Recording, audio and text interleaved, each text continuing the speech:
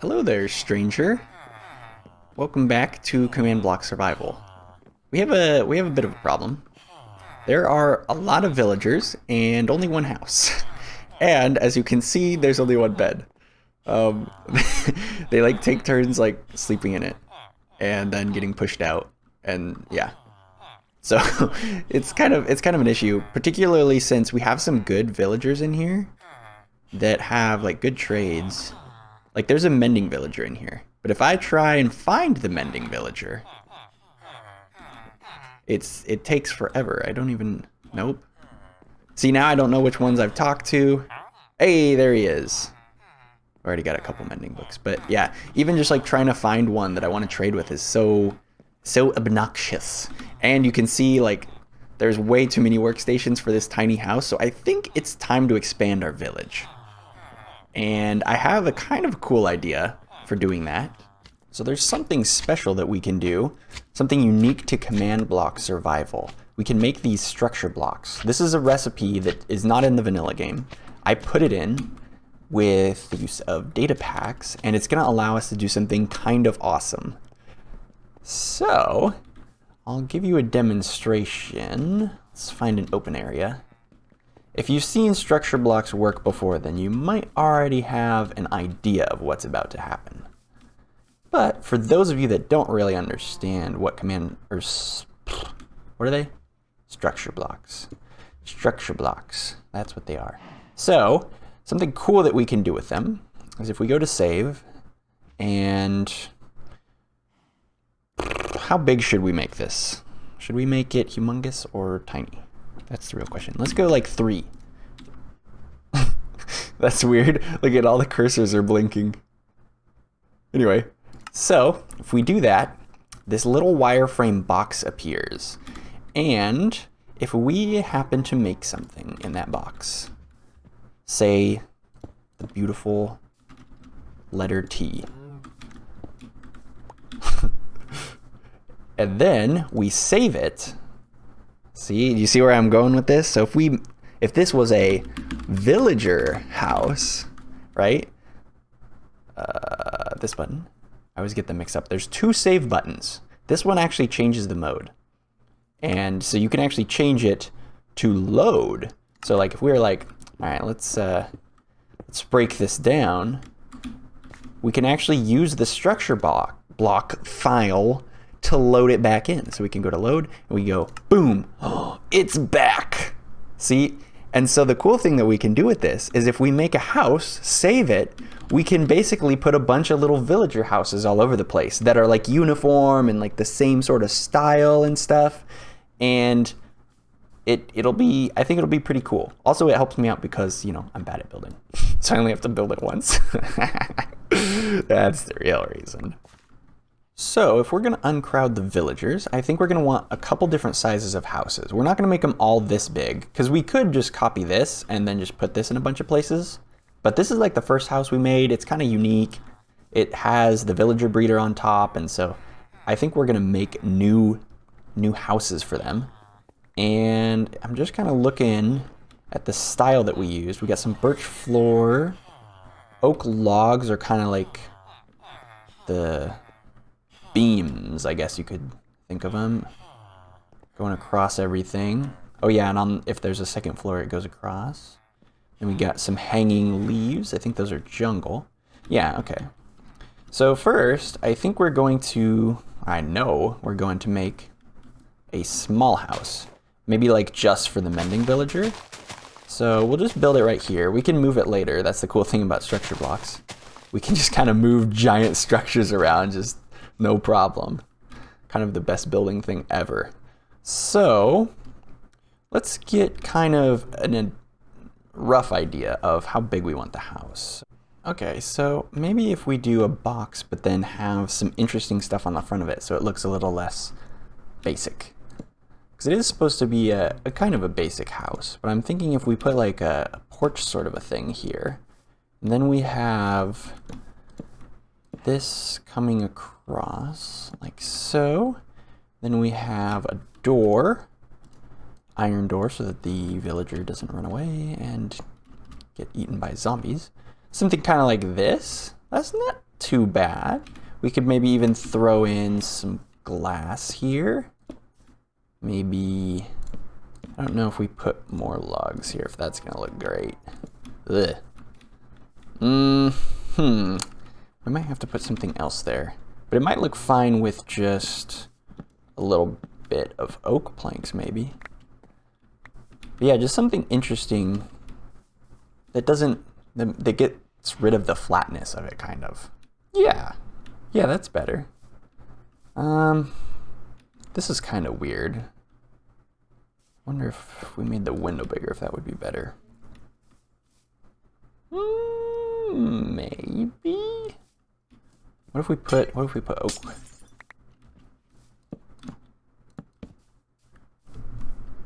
Oh, it's better with the window. Okay.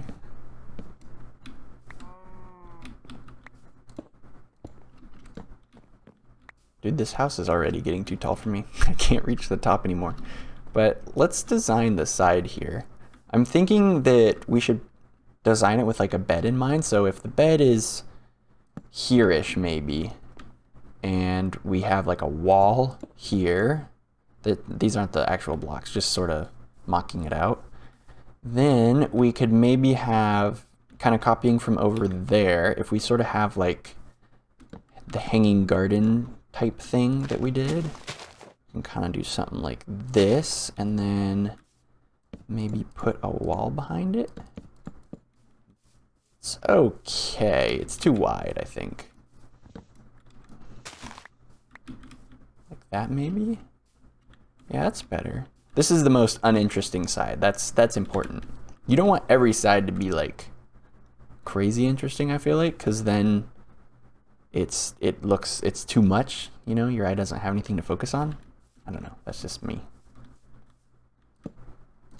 Okay, that's all the blocks for the outside, I think. Yeah, we can maybe do some things on the interior next, but yeah, we got a kind of a basic side here. Oh, these are in the wrong spot. If we put the flowers under the window, I think that would look cool. No back door. Maybe just, actually we could maybe put another plant over here. Something like that by the window. Let's go on to the other side. Kind of look at that. That's sort of cool. The roof isn't finished. Yeah, that's looking kind of interesting. Sort of interesting. Now we got to get up to the top. I want to kind of make a, what we did over there, which is sort of like a little rooftop area.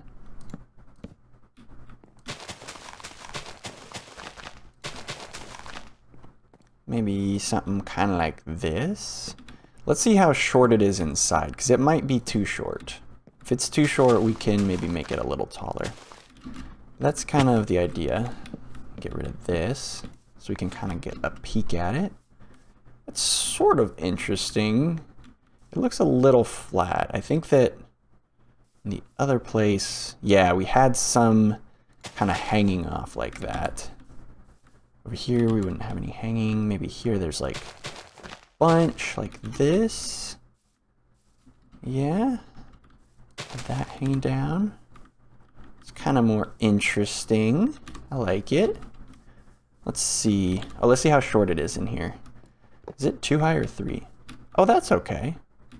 He can stand on the bed, and he has room to move around. And we could probably put his workstation in here.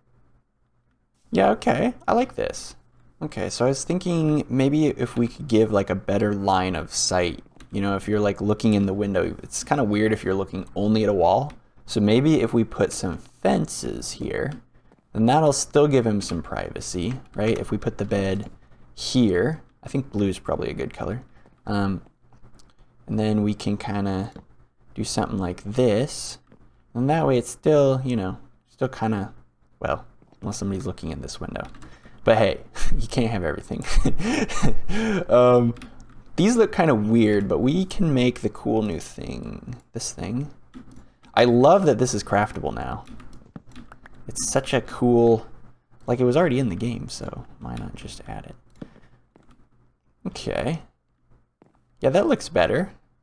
So now we need to villager proof it a little bit. And what I've been doing is I have a gate on the inside and then a door on the outside. Then a button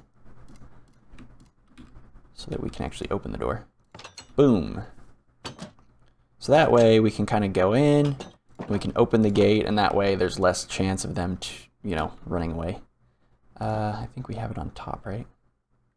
Or wait, would birch buttons look better now that we have that option? Didn't used to have that option. When I first made the, oh my goodness, the other one's on the other side. When I first made that house, birch buttons did not exist at all. Not even a little bit. So it's kind of cool that we can try that. Let's see. It's kind of weird. Yeah, we might go back to the oak ones. So lighting is another important part. We want to make sure that monsters can't spawn, because what good is a safe house and this little villager gate if a zombie just spawns and kills it? That's no good. So I calculated it out, and if we have a redstone lamp directly here, and then we have a lever underneath it, just because levers are easy and cheap, then that should make all of the lighting be good, and none of the mobs should be able to spawn, I think. Let's just double check. If you look over in the left, look where it says light and then block. So 10 block, 11 block, 10 block, 9, 8. 8 is cutting it close. If we have a lectern right here, I don't think mobs can spawn on that, so it should be good. So this is looking pretty nice. We can maybe add some aesthetics later, but honestly the workstation might really be all we need. Maybe just some, maybe like a counter here or something like that. Might be kind of interesting. It looks a little weird, but I don't know. I kind of like it. I know what it's missing.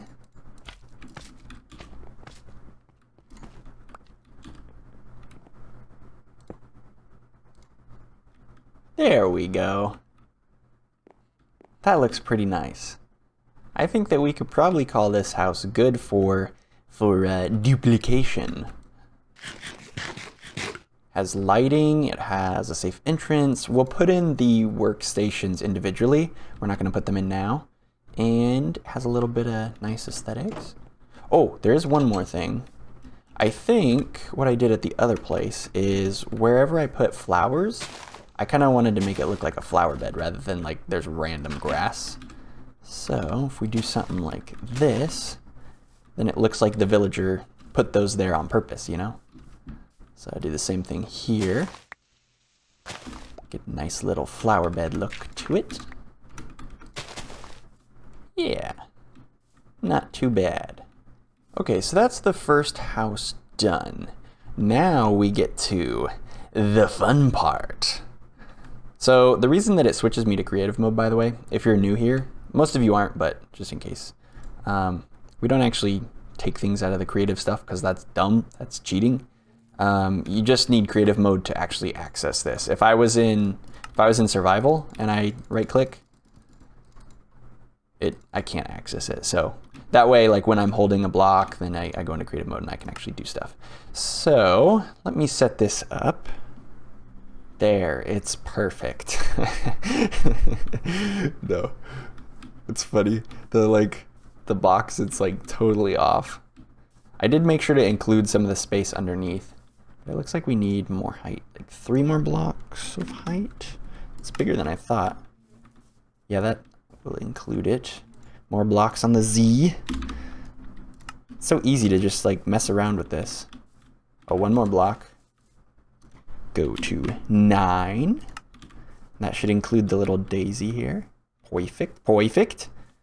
2 more blocks this away. Wait, what? You can put torches on... What? They must have just added this. What in the world? How long has that been in the game? I had no idea. Can I put it on a... What? That's weird. Okay, so we got kind of a little house here. It's nothing crazy. It's about the maximum amount of beauty that my building skills can muster, but it's not bad. I like it. We got some polished diorite underneath there. We got the nice little like leaf welcome mat. The inside is all as we saw before, and we should be able to save it as Villager House Small, and we'll make some different sizes. So like I said earlier, it's important that even though we're using these creative methods, I don't want it to be like out of balance so that it's like cheaty. So what we're gonna do is we will use the structure blocks to place these so that we don't have to place everything in the exact same way, but we're going to make it cost us the same amount. So I wrote down all of the resources it took to build this house, and we got like all of these kinds of crazy things. 53 oak logs, which I might need to go farm some wood, but it's doable. Anyway, so that way, like when we place these all around our village, then we'll be doing like an equal exchange. Writing everything down in the book so that we can have it later, like when the chat goes away. And apparently in books now, you can edit in the middle of them. I don't know when they added this either. My mind is kind of blown today.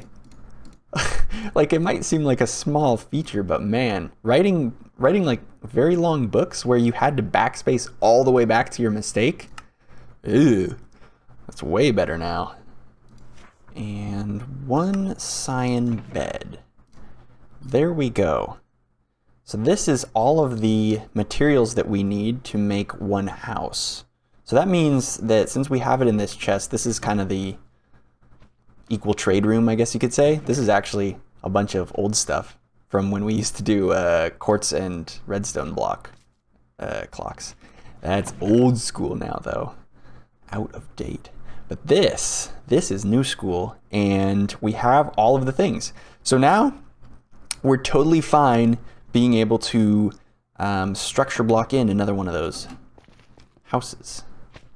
Okay, so now we got all the hard stuff out of the way. We have made the house, we have it saved, and we got all the resources to make another one. So now we just have to pick out a spot where we want to put a house.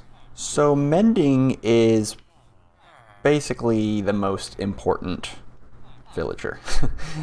So I want to put him easy access, like relative to this, because our base is down there. If we run out here, we have easy access to this, and then maybe if we put it here, somewhere around here, then that could work. So let's just look at how big it is roughly.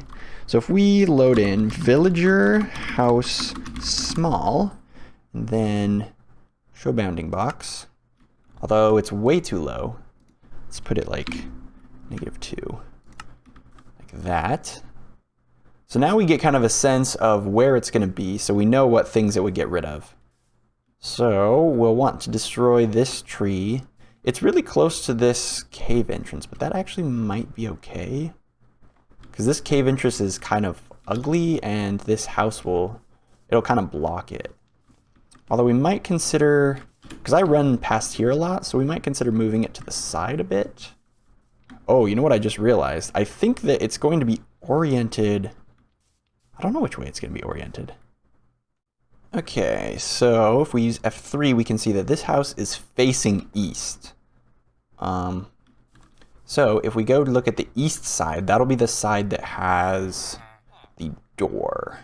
And the cool thing about structure blocks is you can actually rotate your things. So east is this side. So this side will have the door. So we would want to rotate it, what, 90 degrees, I think?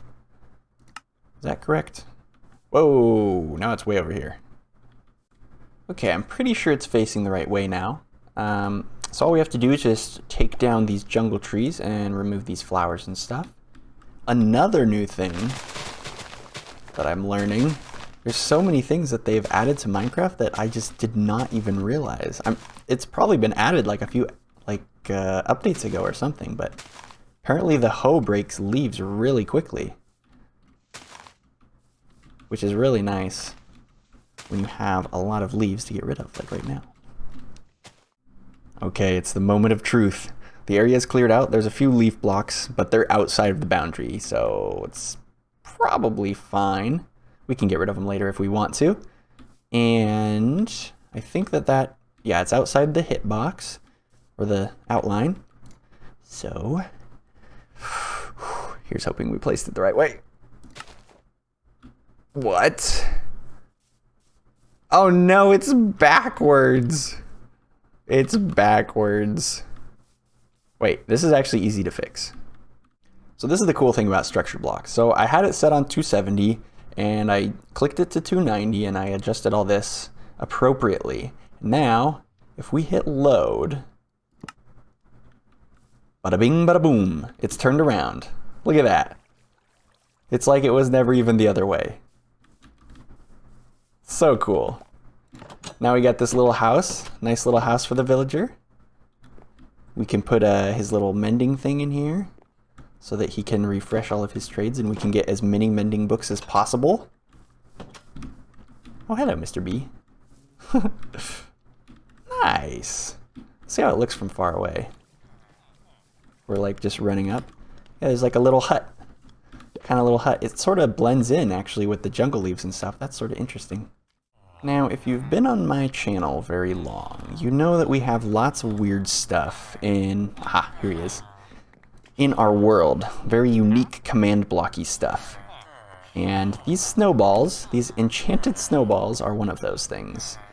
So, if we can kind of clear this area out, I need the Mending Villager to be mostly by himself, or at least enough by himself that we can actually catch him with this snowball. Let's see. Yes. Walk away from them. You're about to leave the crowded metropolis that is a single house. And probably a fire hazard. For your own little bungalow. Ah, yes, here he is. Oh, I missed. No! Come back! I didn't mean to hurt you!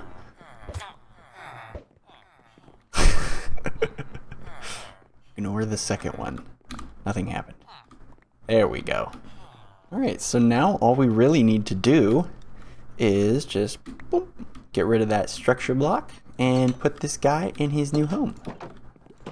Hopefully he selects this bed.